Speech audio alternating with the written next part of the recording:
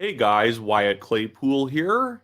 It's day 2 of Canada's federal election campaign, and man, if you were to base how this is going to go on how day 1 went, Mark Carney and the federal Liberals are screwed. They had a terrible day 1. It turns out running an awkward robot who looks like Mr. Burns as your candidate for prime minister is a bad idea. So after Carney gave a very sleepy announcement to the start of Canada's federal election, he then tried to have a dueling rally with Pierre Poilievre and the Conservatives, where the Liberals tried to have a rally in St. John's, where the Conservatives had one in the Toronto area. And naturally, it is easier to bring people out in the GTA because the population concentration is stronger. But Poilievre has shown that he can do a rally in Sudbury and still have over 1,000 people show up. Whereas Mark Carney's St. John's rally, an area that should be an easy win for the Liberals, only had about 200, 300 people out. And when you take all the media and staffers out of the room, you're probably down to about 100 actual people who live in St. John's who showed up. Whereas Pierre Poilievre and the Conservatives had 2,500 people packed into a ballroom to listen to Poilievre's speech, and then there were still hundreds of people left outside. In fact, this had so much attention not only in real life but online that fellow content creator, the Pleb Reporter, had his phone crash while streaming it because there was so much activity on his stream from chats and whatnot. Absolutely insane. I want to get into this issue a little bit more in just a second, but I want to remind you guys, if you like my election coverage and you want to keep up, make sure to like the video, leave a comment because it does help us on the algorithm. I like to scroll through and see what people think, and then make sure to subscribe if you're not yet a subscriber. As you can see down here, we are trying to get to 100,000 subscribers, and I'm trying to do that by mid-December, and right now we are on track, so thank you all who are subscribing. Let's jump over to talking about Mark Carney's rally. Because while Mark Carney had about 250, 300 people inside, he had probably another 150 people outside who were protesting him. And this is a very key demographic. It's not a bunch of conservative trolls showing up just to make Mark Carney's life difficult. These are fishermen in Newfoundland who showed up to protest Mark Carney's own Minister of Fisheries for basically passing a bunch of new regulations that makes it harder to harvest snow crabs. I think it actually is reducing the harvest by 25% this year, which means the economy is going to be absolutely devastated in fishing communities. And when I say fishing communities, I'm talking about Newfoundland because it is effectively a giant fishing community with some oil and gas. Good job, Mark Carney. Like, my goodness, you think his people, if they were smarter, would have him avoid this area like the plague, or at least do it like at the very end when people aren't expecting him to show up. And this is what Mark Carney sounded like at his rally. The man is a broken record. Apparently, he is still running for Liberal leader because he hasn't adjusted his script at all, and it wasn't a good script to begin with. Over the years, I've learned a few things about how to manage crises. And the important thing when you're in a crisis is to know the difference between what you can change and what you can't. We can't change Donald Trump. No, that's right. And a person who worships Donald Trump, like Pierre Poilievre, will kneel down before him, not stand up to him. Well, it's contradicted by the facts, which is that Donald Trump, in fact, didn't endorse Pierre Poilievre, but he endorsed the Liberals because he sized up Mark Carney like Gumby Mr. Burns and thought, yeah, I could negotiate with this guy. He doesn't want to negotiate with somebody who he likes, who's tough. He would rather negotiate with someone he doesn't like if he can get what he wants out of them, because guess what? Donald Trump is the president of the United States. He doesn't have to care about Canadian domestic policy. If anything, the Liberals destroying the economy is a good thing for Donald Trump in the US because it ends up sending a lot more high-skilled workers over their border, and it makes sure that they end up inheriting a lot of the industries that are falling apart in Canada. And that leads me to also wanting to talk about, right after I get to this fisheries thing, the whole tax issue, because this tax issue is going to be a major element of the campaign, and that is Carney and Poilievre both announcing tax cuts, one obviously being a better plan than the other, and I think that it needs to get out there just how little Mark Carney is willing to give back. After 5 years of being the economic advisor and saying nothing about doing any of this stuff, suddenly he's in favor of tax cuts, And when I say tax cuts, I mean like literally reducing taxes by the smallest possible amount just to get through the election campaign. But here are the fishermen outside that they weren't letting into the rally to be able to ask questions about the whole, fisheries issue. And hilariously enough, the St. John's candidate the Liberals are running is the Minister of Fisheries. So not only are they mad at the government, but they're mad at their local MP. I could see St. John's going down hard. And in fact, I will bring up the 338 numbers in just a second here. No. Okay, not for anybody, because the second vote for the main interest there now, if you let one of the delegates in there now, but 20 goes to the bottom. 20? Yeah, definitely. So, yeah, I'm not worried about anybody else. And you can even tell they're real guys. Like, just, I'm not trying to be stereotypical, but you look at that crowd of people and you're like, yeah, those are fishermen. They look like fishermen. This is not like a bunch of conservative agitators showing up just to mess with them. Those were actual fishermen who obviously it's not like they don't think it's ideal, the liberal policies, or maybe they could be a little bit less, a little less critical. No, these are people who, like, their lives are being destroyed by bad liberal regulations. Well, I just want to quickly jump over these 338 numbers right now. Right now, St. John's East is a safe riding, but a riding that the Liberals do need to be picking up if they want to be able to win a minority or majority government is St. John's East Crokes, which is now currently going towards the Conservatives with a 79% chance of winning. And remember, these are projections based off of polling I don't even particularly agree with. The pollsters I follow are Innovative Research as well as Abacus Data. Innovative Research admittedly does show the Liberals +1 at the moment, and then Abacus Data shows the Conservatives +3. But again, I think we are now currently leaving the Liberal honeymoon. The Liberal honeymoon pretty much ends as soon as you call an election because people are willing to have artificially nice feelings about you because you're the new prime minister. Let's give them a chance. This happened for Kim Campbell too.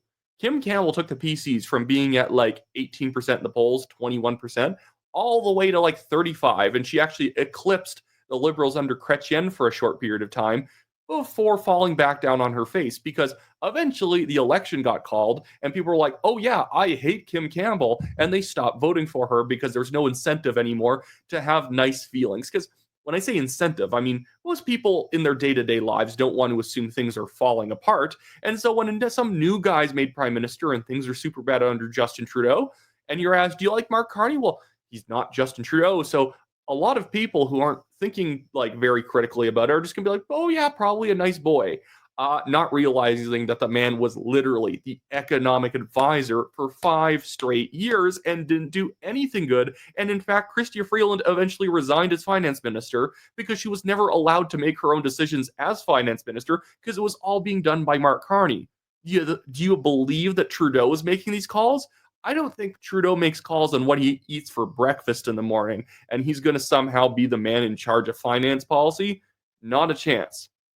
But anyways, now I want to move over to the issue of taxes, because today Mark Carney has announced a 1% tax cut. Oh my goodness.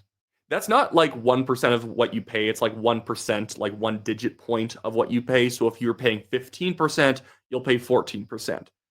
Not terrible, not good. That is not what you need to restart an economy. The estimate on what Mark Carney will be saving families per year is $839, around that.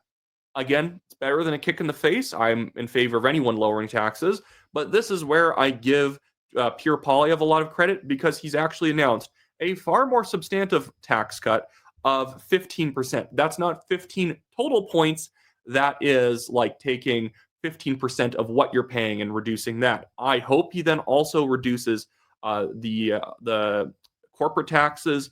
You're already being slammed as the corporate guy, and in fact, it's immoral to be taxing our corporations this much, destroying our economy for no good reason. At the same time, the Americans are reducing their own corporate taxes. Scott Hayward had a good way of putting it here. So he was correcting someone who was saying it's a 15% compared to a 1%. It's different measurements. He says it's a 15% decrease to 14% with Carney and 15% to 12.75% with Poilievre. So it's a 2.25% reduction off of 15%. That's good. Obviously, you can't slash it 50% or anything like that. The government still needs revenues until it finally cuts taxes and gets its spending under control. So it is always going to be a controlled burn. I would like Poilievre in 4 years to eventually, or maybe in a second term, if he gets a first term, to push for like a 25% overall tax burden reduction. And this on top of the fact he's getting rid of the consumer carbon tax and the industrial carbon tax means that when you actually add up all your tax savings and the fact that food prices are going to go down, it's going to have a doubling effect. Where Carney's increasing the industrial carbon tax while he's kind of getting rid of the consumer carbon tax, but also taking away the rebate, which again, the rebate was never paying for itself, but it was sort of reducing the pain. It was nonsensical because are you trying to reduce emissions? Because if you're giving people their money back, what's the point? And then they'd be like, no, you're actually making money on the carbon tax, which was false, but it doesn't matter. I just want to jump over to Poilievre announcing this policy. This was at the rally last night. And again, it's a very good point. It's just a very good thing to be running on. It's something that every person who especially is making higher levels of income will sit down and they'll have to stop if they were thinking of voting Liberal and think, well, I'm going to save 1% of my tax. But with them, I'm going to save 2.25%, which is substantially better. And the cost savings with this are like $1,800 in terms of your actual tax savings per year. A father and a son sitting in a park on a bench, and the son said, "Dad, what is an income tax form?" And the father looked at him and said, "Well, son, it's the opposite of your report card. The better you do, the more you get punished." It's the fine you pay for the crime of working hard. And that's on top of all the other taxes you pay. There's the GST and PST and HST, capital gains tax, the carbon tax on top of the gas tax, property tax, payroll tax, tax on imports, tax on exports, sin tax. The list. I don't need to show you this whole thing, but I think his approach on this is brilliant. It's very technical. This is the thing with Pierre Poilievre.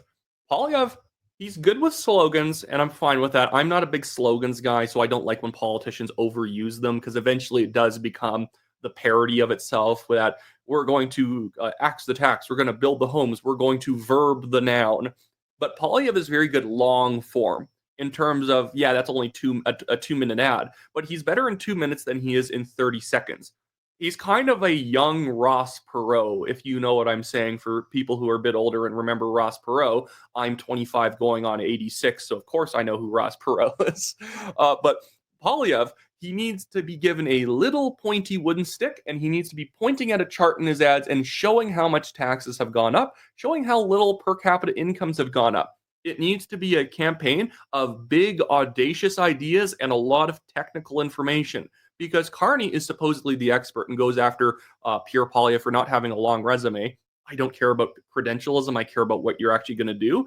And Poilievre should fire back by actually showing that he can explain the stuff that Mark Carney is basically just absolutely flagellant on. Mark Carney doesn't have anything to say. We saw in that clip, he's just repeating microwaved leadership points about how we gotta stand up strong to Donald Trump, not sit down weakly, I guess, and hope for death. And that's it. There's just nothing going on with Carney's campaign. Look at this. He's rehashing. They re-released, because apparently they didn't have anything else to put out. They re-released this ad, a longer version of it. Oh my goodness, why do we need a longer version of it? Of him sitting down with Mike Myers and talking about nothing. This is what I can't stand in the world. And we're the country that stands up to bullies. Yeah. And I hope, and I know that you will, but I hope we continue to be the good guys. I like somebody who worked for Hollywood for years, an industry known for bullies and sexual abusers and people not calling it out, is here to say, we stand up to bullies. By the way, in one of my last videos, I played a clip a viewer sent in of Mike Myers back in 2015 saying, like, endorsing the idea that Obama endorsed Justin Trudeau. And he said, I'm in favor of foreign interference because it's the Canadian way of, like, he made a joke about how, like, we're so nice, we let other people endorse our politicians from other countries. But now Mike Myers and liberals are super, super offended that Donald Trump has endorsed them, in fact, because they are weak. And now it's foreign interference. Now that Donald Trump has said a word about Canada, even though he's mostly just talking about Canada from his own position of currently having trade tensions. That is foreboding. That is wrong, but Obama can do it because, of course, he can. These people have no consistency at all. And I think this was a great post by Steve Deason, a great way of summing up the current problems with Mark Carney as a potential prime minister. I know he's technically the prime minister now, but he hasn't really served a second on the actual job. But Steve Deason here says, fundamental problems for Mark Carney. He advised Trudeau during COVID, leading to record inflation. The only policies he's proposed were already proposed by Poilievre. Bullied and harassed staff during his time at the Bank of England, was wrong about the UK housing bubble, Brexit, now they have record inflation, tried to take credit for Harper Flaherty fiscal policy when he himself said he's a monetary policy guy. He can't answer a question. Absolutely. His resume is fake. He comes off as a fake person in real life, and he cannot disconnect himself from the record of Justin Trudeau, the biggest boat anchor on their campaign. By the way, somebody should see if they're actually going to have Trudeau on the campaign, because are they upset about the record?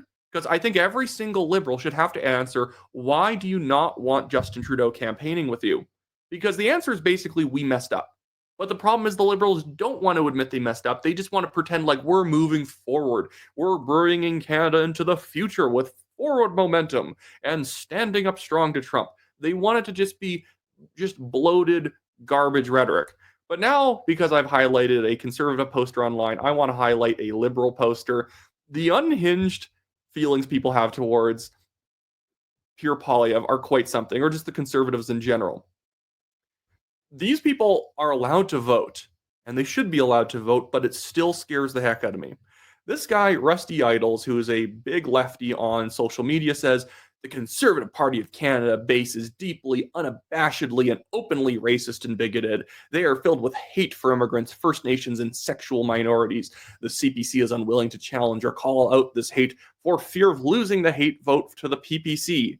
I like how they're openly racist and bigoted. And also, for some reason, they don't want to call it out. I thought they were unabashedly evil. I thought they were openly. But now, apparently, they're not openly. They just won't say anything. Even in his own post, he is contradicting himself. But it's always this same gunk. They're racist. You're homophobic. You don't like whatever person. You're xenophobic. Isn't the Liberals reducing immigration too? And it's not xenophobic to be able to do math, by the way. If you figure out that there's too many people entering the country and it is suppressing wages and it's not leading to a more productive workforce, yes, we need to reduce immigration. There's not enough houses for the amount of warm bodies entering the country. Well, the immigration rate needs to be slashed hard. And that's actually one of these areas. I still say that Poilievre needs to commit to an even lower immigration rate. My ideal is 100,000 a year. I know some people say zero. It's emotionally satisfying to say zero, but zero in and of itself is actually inflexible. What happens if you actually do find a bunch of skilled workers who want to work in like a new mine that you have a bunch of people who are miners from out in Nigeria, or people who work in Europe in different sectors that you want to bring into Canada, and you can't because the immigration rate is zero. I think that you need a number that allows you to be flexible while also having a strict point system and a values test. If we only find 50,000 people in a year who fit the bill, we only found 50,000 people, and that's just how it goes. But yeah, so I hope that Poilievre doesn't have to run on my ideal, but he's currently running on an immigration rate of 200,000, 250,000. The problem is you don't want to run on a number that Carney could technically effectively match you with, taking that away from you. You run on something your opponent would never run on. And that's why Poilievre running on getting rid of the industrial carbon tax is brilliant, because Carney won't commit to it, which means that you can actually draw a contrast.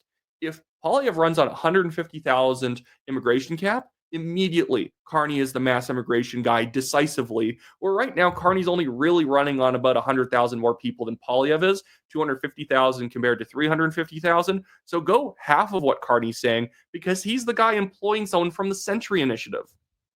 Anyways, that was a bit of a pit stop there, but I want to move on to his second post here. The CPC base hates their country and their fellow Canadians. Is that why the Freedom Convoy is flying Canadian flags and wanting them to represent freedom? They hated, the Liberals hated the Canadian flag when it was representing freedom. They like it now when it just represents anti-Americanism. they adore authoritarian leaders like Trump and Putin. Oh my goodness, no. Like Trump's fine. Trump's mostly a generic conservative overall, so I understand why people like Trump. I like Trump on a lot of stuff. But how many conservatives like Putin? You're an idiot if you think that. Oh, the conservatives like Idi Amin. The conservatives like Hitler. Shut up. You guys actually have people wearing hammer and sickle t-shirts who are currently MPs like Jamie Batsey. I always find NDP and Liberal candidates every election when I dig into them who have pictures of Mao and like Che Guevara on their own social media timelines because they're leftists. Which conservative candidate has pictures of Franco on his social media timeline? Tell me. Oh my goodness. But this guy goes on to say they swim in online waters full of foreign propaganda and anti-Canadian bot swarms. But he's online too, this guy. The party will not condemn this for fear of losing the treason vote to the PPC. The CPC base hates the thought of poor seniors getting dental care or diabetes-free insulin. I'm just going to stop it here. I always love every single election. The lefties come out of the woodwork to go full conspiracy theory. That the conservatives don't just have policies we disagree with. No. The conservatives actively want you to be poor and they're going to push your grandmother down the stairs. You are a political 5-year-old if you actually just believe the other guys are the villains. Do I think that Carney is terrible for the country? Sure. Is he like actively a villain? No, he just has stupid ideas. I don't think that anyone is actually running as like a bad faith actor trying to ruin the country. I think they might ruin the country, but it's through their policies that they think are going to work, just absolutely failing. Yeah, there are some people cynically running on things that they know don't work. That basically defines Jagmeet Singh of the NDP. Jagmeet Singh knows better than to run on the things he's running on. He just wants the attention. But at the same time, he's not malicious. He's just very cynical and stupid. And that's it. But liberals always run on the conspiracy theory that no. It's actually that the liberals or the conservatives are evil, which is insane. I just want to highlight this thing that both my friend Brittany and Kat Kanda highlighted. This is actually, again, from day one. I want to highlight also how this went badly. So look at the counter here on day one. Should you? Carney performatively went to a church in the morning to pretend that he goes to church or he has any religious values. I don't want to, I know people are saying you're attacking his daughter. Juno News showed that his daughter, who is trans apparently, went to the Tavistock Institute in the UK. That actually should be a sort of minor campaign issue, that your daughter went to an area that was shut down for child abuse because of how insane their transgender gender theory type services were. They were pushing it on minors. And you sent your kid there, that's a problem. But no, this man apparently goes to church. I don't think he does. But look at the in this minute and a half. You're a practicing Catholic. You went to church before you visited the Governor General this morning. Do you explicitly support a woman's right to choose? And how will your faith impact your policy deliberations should you win this election? Thank you for the question. I wouldn't have drawn attention to the fact I went to church, but thank you for noting it. I absolutely support a woman's right to choose unreservedly. He definitely fits in Pope Francis's church, considering that he's in favor of abortion, drugs, and a lot of other stuff. And we'll defend it as the Liberal Party has defended it proudly and consistently. I will defend the Charter proudly and consistently, as the Liberal Party does. I would say this: I don't speak about these matters. I think what's relevant, when I say matters, my personal faith or spirituality, but I'll say what's relevant is that it informs my sense of responsibility and service. I feel, that I notice how he didn't say morality there. Should serve our country the best I can. And if I go back to my journey to be standing in front of you here, I did feel at the turn of the year, as the crisis bore down on us and the need for big change, that I should put my hand up and be part of that change. I'm humbled that. Notice how in that entire interaction, where he's talking about faith, he doesn't even invoke God, because he doesn't actually obviously have any faith. It is just performative civic religion that he takes part in. And again, for the most part, like as a Baptist, who are actually very pro separation of church and state, just don't even mention it. If it doesn't actually matter to you, stop bringing it up. I know the reporter brought it up. He should have his hand waved it away because he obviously doesn't really care. It's just gross whenever people do this. Like suddenly he's like attending services or whatever. You know, I'm joking a little bit here, but maybe Oliver Cromwell was 100% right. But here's also one thing that I wanted to highlight as a good piece of news on the polling front. This was from the Abacus data poll where the Conservatives were only ahead by 3 points. A little bit of an uncomfortable lead. They'll want to be about 5 to 6 points ahead to actually have a chance at a majority. Ideally, if they pull ahead 8 points, this thing's wrapped up. If they fall back 1.5 points, then it's like a liberal minority because the Liberals do in fact still have what is a more efficient vote, where the Conservatives win by Saddam Hussein numbers in places like Battle River, Alberta. But then when you go to the GTA, the Liberals are winning seats with like 37% of the vote, very slim, minor wins, but a win is a win. But this poll does have a good piece of news for the Conservatives. So the Conservatives naturally have a smaller base of people who consider voting for them, but it's more likely to turn out. And since 2021, the pool of voters considering voting Conservative has gone from 44% to 50%, whereas the Liberals, and naturally it's a default party because it's between the NDP and the Conservatives, their accessible voters have gone from 54% to 52%.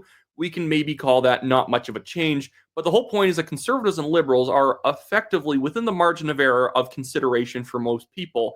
And then the New Democrats, this is the real story of the election. They went from 50% in 2021 to 38% now in 2025. This is the one thing that's helping the Liberals a lot, is the sheer weakness of the Singh NDP. Hopefully the NDP gets their traction, starts winning back their socialistic voters again to deprive them from going to the Liberals, but still. And then over here, actually, the Bloc has went from 44 in 21 to 46% in 2025. That's probably with a very small sample size because that's only counting Quebec. But that's why I was always skeptical whenever I see polls saying that the Bloc Québécois are going to go from 7.5% in 2021 to like 5 or 6. Nothing that Blanchette has done indicates to me that Quebecers don't like him. In fact, provincially, the CAQ and the PQ, two separatist or very nationalistic parties, are the two top parties with a combined vote over 50%. And then the PCQ, the Conservatives, are actually doing pretty well on the provincial polling level in Quebec. So I don't see Quebec swinging hard Liberal this election. On top of the fact that Carney sucks at French. It will come out that he sucks at French. Poilievre should want 2 French debates rather than, if he could choose between having 2 English debates and 1 French debate and 2 French debates and 1 English, I'd go for the 2 French because they need to see that Carney sound like, imagine someone with a really heavy accent in English and you can't quite understand them. That's kind of like Carney in French. You can know the words, but it's clunky and it sounds rusty. And they should just be demonstrating that this guy did not learn French in all of his years in government, which actually does seem like a bit of a disrespect that the guy had nothing better to do. He was working for the federal government and could not pick up a solid French accent the entire time. So anyways, that should be it for me today, guys. Looking pretty good for the Conservatives so far. I do hope that they come out with very audacious policies. If you want to win the election, you'll want people talking about your policies. Don't go mild. Don't go Aaron O'Toole. Don't go like Stephen Harper in 2015. Don't go Andrew Scheer in 2019. Go hard, because every time the Conservatives lose an election, it's because something controversial happens. And then they circle the wagons, and then they just start having their territory shrink on them. If you win a war, and politics is sort of a metaphorical war, you always are attacking and defending at the same time. You defend places where you can't move forward, and where places you can move forward, you attack and gain more territory. Blockhouse warfare, where all you do is put houses along your borders and just hope that you can hold them off, that only means that you will hold on to the territory you currently have and win nothing else. So anyways, that's it, guys. Like the video, subscribe to the channel, leave a comment, do all that stuff, and I'll see you guys next time.